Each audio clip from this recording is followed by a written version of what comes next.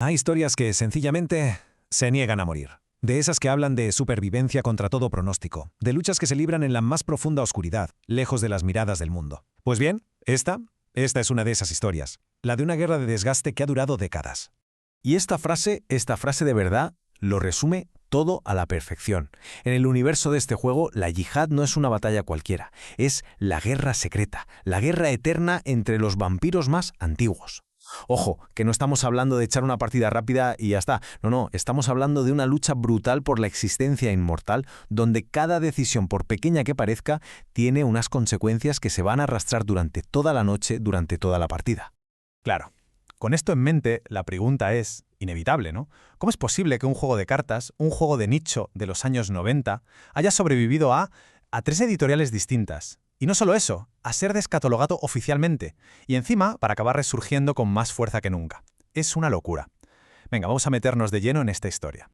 Y bueno, para entender de verdad por qué este juego es tan especial, hay que hacer un viaje en el tiempo. Nos vamos a su origen, al año 1994, y a la mente de un auténtico titán del diseño de juegos. Estamos hablando de Richard Garfield, sí, el creador de Magic: The Gathering. Y es que justo después del pelotazo que fue Magic, Garfield quería hacer algo radicalmente diferente. No quería otro juego de duelos, de uno contra uno. Lo que buscaba era un juego centrado en la política multijugador, en la intriga, en la negociación. Vamos, lo que quería era un juego social. Y su primera genialidad, la primera de muchas, fue precisamente esta, la reserva de sangre. A ver, esto no es un simple contador de vida, ¿eh? Es la moneda, es el recurso para absolutamente todo. Para jugar cartas, para activar poderes, para existir en la partida. Y esto es lo brutal. En cada turno hay que tomar esa decisión agónica de ¿cuánta de mi propia inmortalidad estoy dispuesto a quemar ahora mismo para ganar? Y con esto llegamos a la segunda genialidad del diseño, que es, el sistema de presa y depredador. Es de una sencillez y una brillantez. En una partida no hay un solo enemigo, no. La persona que se sienta a la izquierda es tu presa. Tu objetivo es eliminarla. Simple. Pero, y aquí viene lo bueno, la persona a la derecha es tu depredador, y su único objetivo en el juego es acabar contigo. ¿Qué consigue esto? Pues una tensión constante y una obligación a interactuar que no se ve en otros juegos. Y claro, esa tensión constante nos lleva directos al verdadero corazón del juego, porque al final esto no va solo de las cartas que se tienen en la mano, para nada, va de la interacción social que se crea en la mesa. Todo, absolutamente todo en la dinámica del juego está diseñado y equilibrado en torno a un número. Este número, 5. Una mesa de 5 jugadores. ¿Por qué? Porque es el número perfecto. Es el caldo de cultivo ideal para que las alianzas se formen, para que luego se rompan, y sobre todo para que la política fluya. Es que una partida de Vampires es un auténtico espectáculo. De verdad, se ve a la gente susurrándose al oído, negociando votos para una ley que va a afectar a toda la mesa, haciéndose promesas de no agresión, para luego, 5 minutos después, ¡zas!, apuñalarse por la espalda.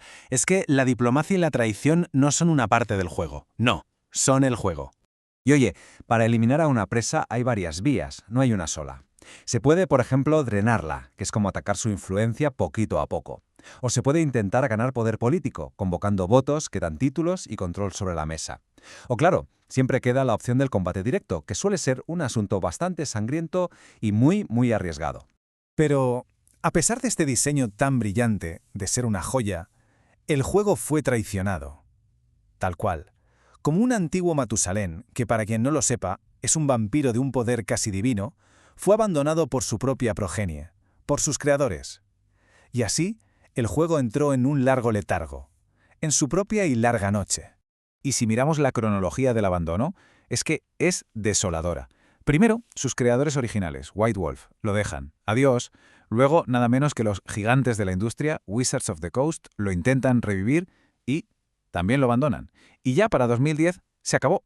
Punto final. No más cartas nuevas, no más torneos oficiales, silencio absoluto. Pero, y aquí, justo aquí, es donde esta historia da un giro de guión alucinante. Porque, ¿qué pasa cuando una entidad inmortal es abandonada? Pues que sus discípulos, los más leales, se encargan de mantenerla con vida. Y esto nos lleva, como no, a los verdaderos héroes de toda esta historia, que no son otros que los jugadores, la comunidad, esa red global de gente que, simplemente, se negó en rotundo a dejar que su juego desapareciera en la oscuridad. En el centro de toda esta resistencia estaba la Beacon, la Vampire Elder Kindred Network, y lo que hicieron fue increíble. Ante el vacío de poder, esta red de jugadores tomó las riendas. Se pusieron a organizar torneos, crearon reglas para equilibrar el juego, incluso diseñaron cartas no oficiales para mantenerlo fresco. Y no solo eso, continuaron la historia, el lore del universo. Se convirtieron literalmente en los guardianes de la llama. Es que la diferencia era abismal. Mientras el soporte oficial era, bueno, prácticamente nulo, cero. La actividad de la comunidad estaba en pleno auge, estaba floreciendo. Se seguían organizando torneos continentales y hasta mundiales, en sótanos, en tiendas de colegas, donde fuera. El juego no estaba muerto, para nada, simplemente se había vuelto clandestino. Y al final, como en las buenas historias, toda esa dedicación tuvo su recompensa.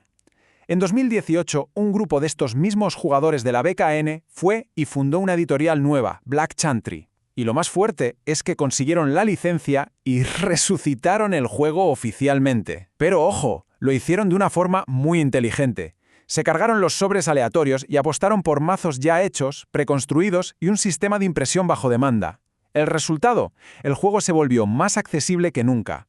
Y todo esto, claro, nos lleva de vuelta a la pregunta del principio.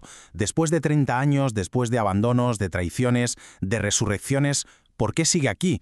¿Cuál es de verdad el secreto de su inmortalidad? Ojo que la pregunta no es ninguna tontería. Muchísima gente, veteranos del hobby, lo consideran el mejor juego de cartas multijugador que se ha creado jamás. Y la respuesta, hay que decirlo, no está solo en sus mecánicas, va mucho más allá. Aquí está la clave de todo. Vampire: The Eternal Struggle es más que un juego, es una máquina de generar narrativas. Cada partida, crea una historia única, una historia que no se va a repetir, llena de alianzas, de venganzas, de giros inesperados. Al final, no se recuerda si se ganó o se perdió. Lo que se recuerda es cómo se traicionó a ese aliado para arañar el último punto de victoria. Y esa, al final, es la gran lección. Esto no es un juego de fuerza bruta, de ir a lo loco. Es un juego de paciencia, de saber exactamente cuándo actuar y, lo que es más importante, cuándo no hacerlo. Se trata de dejar que los rivales se debiliten entre ellos mientras, poco a poco, se acumula poder en las sombras. Y esta es la verdad definitiva, la que resume tanto el juego como su propia historia en el mundo real.